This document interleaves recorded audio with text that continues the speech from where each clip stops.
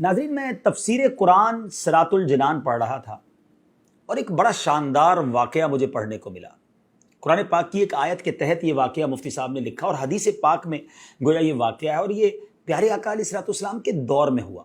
ماجرا یہ تھا کہ ایک شخص جس کا نام تھا ثعلبہ پیارے آقا علیہ الصلوۃ والسلام کے پاس آیا اور کہتا، حضور میرے مال میں برکت کی دعا کر دیں۔ میں اس واقعے کا خلاصہ پیش کر رہا ہوں۔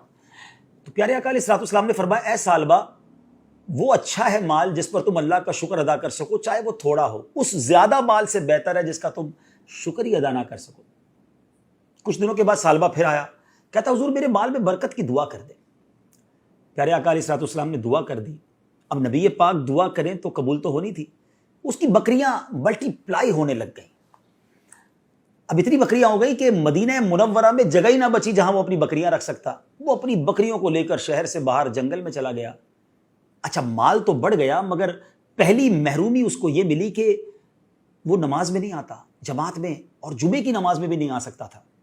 نبی پاک علیہ الصلوۃ والسلام نے پوچھا، ثعلبہ کا کیا حال ہے؟ صحابہ کرام نے کہا، حضور بہت پیسے ہو گئے، بڑا مال ہو گیا، اتنی بکریاں ہو گئی کہ اب مدینے میں جگہ ہی نہیں رکھنے کی۔ نبی پاک علیہ الصلوۃ والسلام نے فرمایا، ثعلبہ پر افسوس ہے۔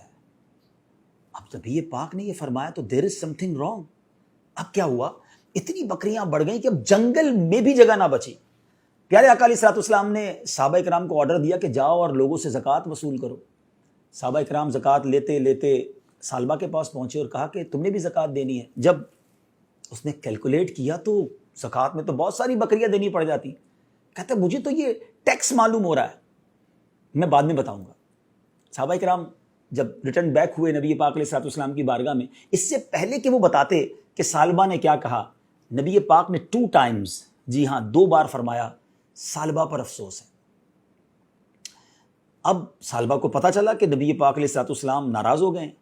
وہ آیا پیارے آقا کی بارگاہ میں، کہا، حضور معاف کر دیں، یہ زکوٰۃ لے لیں۔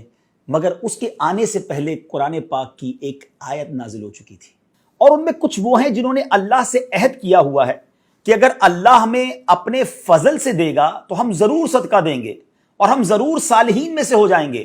پھر جب اللہ نے انہیں اپنے فضل سے عطا فرمایا تو اس میں بخل کرنے لگے اور منہ پھیر کر پلٹ گئے، وعدہ خلافی کی اللہ سے۔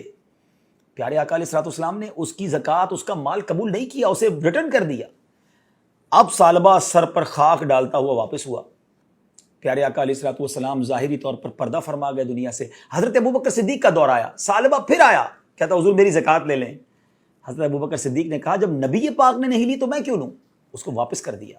وہ حضرت عمر فاروق کے دور میں آیا، حضرت عمر فاروق نے بھی لوٹا دیا۔ سیدنا عثمان غنی رضی اللہ تعالیٰ عنہ کے دور میں اس کا انتقال ہو گیا۔ ناظرین، اس واقعے کے بعد قبلہ مفتی قاسم صاحب نے تفسیر قرآن صراط الجنان میں کمال کی باتیں لکھی کہ آج ہم کیا کرتے ہیں؟ دعا کرتے ہیں، یا اللہ بس مال دے دے، پھر زکوٰۃ بھی پوری دینی، پھر صدقہ بھی خوب کرنا، پھر میں تیری راہ میں خوب خرچ کروں گا، مسجدیں بھی بناؤں گا۔ پیسہ آنے کے بعد سب بھول جاتے ہیں۔ یا اللہ اس مشکل سے نکال دے، بس پھر میں نے نمازیں ہی پڑھنی ہے، نفل ہی پڑھنے ہیں، میں نے صدقہ خیرات ہی کرنی ہے، بس یہ بیماری دور ہو جائے، یہ قرضہ اتر جائے۔ کتنے وعدے کیے زندگی میں، جب وہ کام ہو گئے تو سب بھول گئے۔ غور کیجئے، کہیں ہم یہ والا کام تو نہیں کر رہے جو ثعلبہ نے کیا تھا؟ اور پھر ایسی لعنت ہوتی ہے کہ پھر اس کی زکوٰۃ بھی قبول نہ کی گئی۔ علماء نے اس پر بھی ڈیبیٹ کی ہے کہ کیوں ثعلبہ کی توبہ قبول نہیں ہوئی، ثعلبہ کی زکوٰۃ قبول نہیں کی جاتی تھی۔ تو بتایا گیا کہ ثعلبہ جب بھی پیسے دینے آتا تھا نا، اس ڈر سے آتا تھا کہ لوگ برا بھلا کہہ رہے ہیں مجھے، اتنا برا ہوں میں کہ میری زکوٰۃ ہی قبول نہیں ہو رہی ہے۔ وہ لوگوں کی شرم میں عبادت کرتا تھا، اللہ کے لیے نہیں۔